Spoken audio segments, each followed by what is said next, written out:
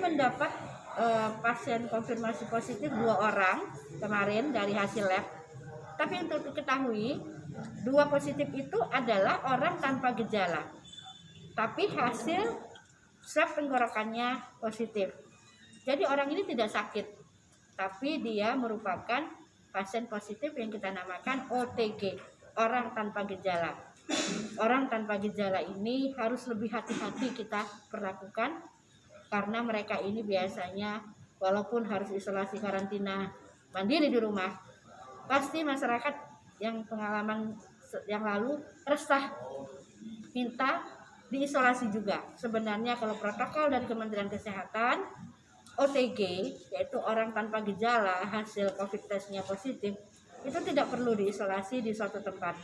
Namun karena situasi penduduk kita yang resah dengan ada OTG yaitu orang tanpa gejala di mana hasil COVID testnya positif, akhirnya kita mengambil suatu kebijakan Bapak Gubernur, kalau untuk di Provinsi Lampung atau yang dekat dengan Bandar Lampung, kita tempatkan di Rumah Sakit Bandar Negara Husada.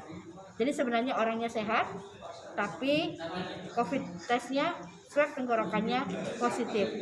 Nah, ini ada 2 pasien dari Lampung Utara. Tadi sudah pikon antara Pak Gubernur dengan Bupati-Bupati Provinsi Lampung, mendapat informasi dari Bapak Bupati Lampung Utara, 2 pasien konfirmasi positif ini, ada yang kita kenal dengan orang tanpa gejala, akan diisolasi di asrama haji di Lampung Utara. Nah, apakah bagaimana perjalanan pasien positif ini? Saya sampaikan sekali lagi kepada teman media bahwa kami belum ada transmisi lokal. Jadi semua pasien kami yang positif itu ada hubungannya dengan bepergian atau bertemu dengan orang-orang dari daerah zona merah atau daerah terjangkit.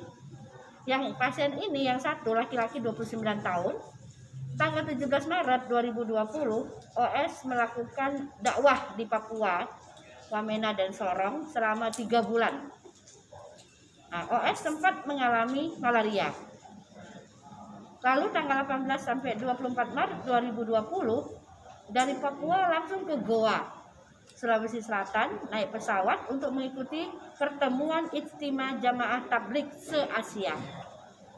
Selanjutnya 25 Maret 2020 berkunjung ke Jakarta Utara menggunakan pesawat atau ke pondok pesantren di Ancol.